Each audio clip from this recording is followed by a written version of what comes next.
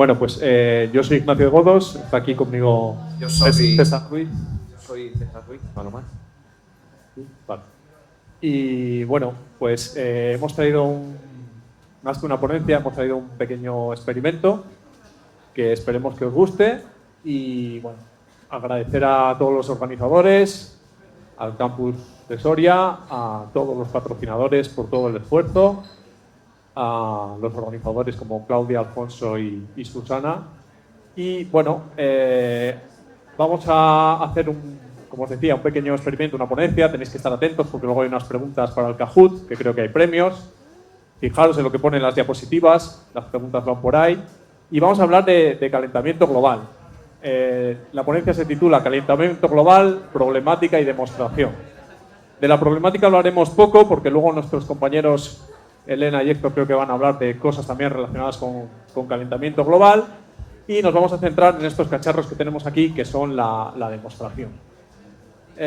Bueno, pues ¿por qué hemos elegido una demostración y una ponencia? ¿Por qué no estamos contando aquí todas esas cosas que hacemos en el laboratorio de nuestra investigación? Hemos decidido hacer una cosa mucho más sencilla, más práctica, relacionada con calentamiento global. ¿Por qué? Porque se habla mucho de los gases de efecto invernadero, de cómo se está calentando el planeta, pero son cosas que suceden muy a largo plazo, son cosas que suceden en un plazo de tiempo relativamente largo. Es verdad que hay unas evidencias de que el planeta se está calentando, hay pues unas anomalías térmicas que nos dicen que determinadas zonas del planeta tienen +1, +2, +3 grados respecto a lo que era el promedio. Es verdad que aparte de esas evidencias, de los datos que se van registrando, hay gente que dice, yo recuerdo que los inviernos antes eran más fríos, yo recuerdo que llovía más en primavera, cosas como esas. Pero en realidad el fenómeno de calentamiento global, observarlo como tal, como unos gases de efecto invernadero hacen que se caliente la atmósfera, es una cosa que no vemos. Son gases que son incoloros, son gases que se emiten a la atmósfera, ocurren en un plazo de tiempo relativamente largo y no lo vemos como tal el fenómeno físico. Entonces lo que vamos a hacer en estos cacharros que tenemos aquí, estos dos matraces, vamos a simular un planeta contaminado, un planeta cargado de CO2 y un planeta parcialmente libre de CO2, que sería este de aquí, que va a tener aire. Y lo vamos a simular, lo vamos a iluminar con una luz que se parece mucho a la luz del sol. Digo que se parece mucho, no es exactamente igual. Entonces, vamos a ver ese fenómeno de calentamiento global concentrado en muy poquito tiempo. En el tiempo que dura esta charla, vamos a conseguir que se caliente unos poquitos grados. Evidentemente, el planeta caliente, el que va a tener CO2, este de aquí, va a tener una concentración mucho más alta de CO2 que la que tenemos en la atmósfera. Cuando hablamos de los gases de efecto invernadero, pues, siempre pensamos en CO2, pero hay otros gases que contribuyen. De hecho, la molécula de agua que veis ahí es una de las que más contribuyen. Lo que pasa que la molécula de agua no es una emisión que tenga un origen en las actividades humanas. Está de por sí y está en gran cantidad.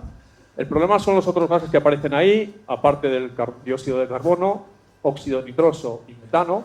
Fijaros que aunque el dióxido de carbono es el que más contribuye, si habláramos por unidad de molécula, el óxido nitroso contribuye muchísimo más, hasta 265 veces más, y el metano hasta 28 veces más. Nosotros aquí lo que vamos a hacer es simular ese efecto. Entonces, en realidad, el calentamiento global es resultado de que la radiación, la luz que llega del Sol, se refleja en el planeta como radiación infrarroja, y esa radiación infrarroja provoca unas interacciones con la molécula de CO2 o con cualquiera de los gases de efecto invernadero. Esas son unas vibraciones y esas vibraciones, al crearse esas vibraciones, se remite la radiación infrarroja.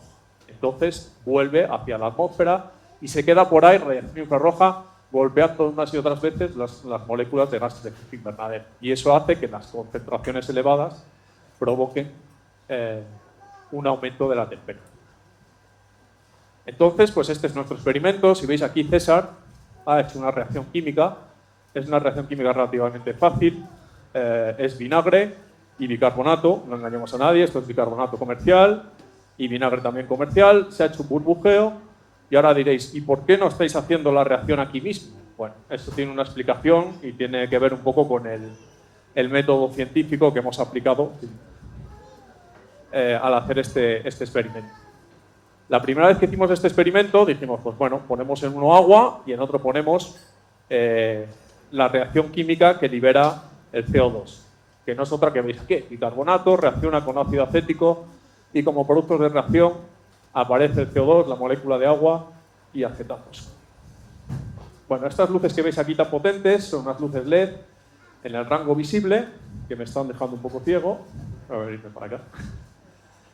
Y como os decía, la primera vez que hicimos este ensayo nos salió justo de al revés. El planeta que tenía, es decir, el matraz que simulaba un planeta contaminado con muchísimo CO2, tenía una temperatura más baja.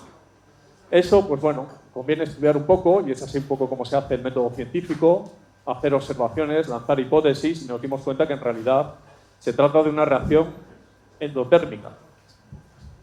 Es una reacción que, para suceder, absorbe calor del entorno y enfría. Y entonces, como se hace en un medio acuoso, con una capacidad calorífica bastante grande, enfriaba todo el matraz y todo se quedaba más frío. Entonces decidimos hacerlo por separado y por eso tenemos unido ese matraz con este otro y tenemos aquí unos termómetros que nos darán la temperatura. En un plazo de unos minutos, con esa luz que tenemos, veremos cómo aumenta la temperatura. Otro de los inconvenientes que vimos durante la preparación de este ensayo que hemos preparado durante tantísimos meses es que esto, os he dicho que es como la luz del sol, pero no es verdad. Hay una parte que no tiene. Esto es unos LEDs de visible que tiene un espectro mucho más limitado que la luz del sol. Si veis en esa gráfica que se representa ahí, la línea negra es la longitud de onda de la radiación del sol, que va desde el ultravioleta hasta el infrarrojo. El infrarrojo es el problemático, el que interactúa con las moléculas que hacen el calentamiento global. Y esa línea amarilla describe el espectro de estos LEDs. Y como veis, no tiene nada en la parte del infrarrojo. El infrarrojo sería un poco a partir del 700. Es decir, si intentamos simular la luz del sol con unos LEDs convencionales, no nos va a salir el experimento. Entonces nos hicimos con otros LEDs, que son estos de aquí, que son los LEDs de infrarrojo, que están conectados.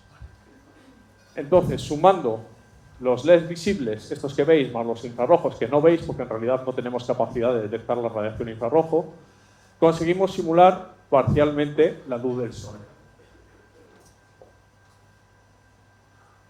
Cuando hicimos el experimento también dijimos, pues vamos a utilizar todos los medios disponibles para monitorizar el experimento y ver cómo sube la temperatura. Queremos ver esa temperatura subiendo en tiempo real. Y dijimos, ¿qué mejor que una cámara de infrarrojo? Una cámara que directamente nos da una noción de la temperatura que tienen los objetos.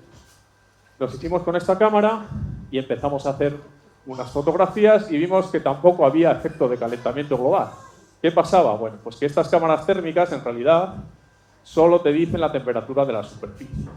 Entonces, si enfoca César los dos matraces sin interferencia de la luz, te voy a quitar la interferencia de la luz visible, veíamos que la temperatura de ambos matraces, eso que se ve así como en un color violeta, no tenía diferencias significativas, porque nos estaba dando la temperatura exclusivamente de la superficie. ¿Qué ocurre? Cuando se calienta la atmósfera y cuando se calienta una masa de aire o una masa de un gas, tiene una capacidad calorífica muy baja. Es decir, podemos ver un cambio térmico, unos 5 grados más, pero esos 5 grados más difícilmente se transmiten a un material como el vidrio, que tiene una capacidad calorífica muy superior. Entonces necesitaríamos mucho tiempo de ensayo y el calor que se transmite por radiación desde las distintas fuentes de los LEDs tiene más impacto que el propio calentamiento del gas. Por eso decidimos hacer el ensayo con estos dos termómetros. Vuelvo a poner la luz visible.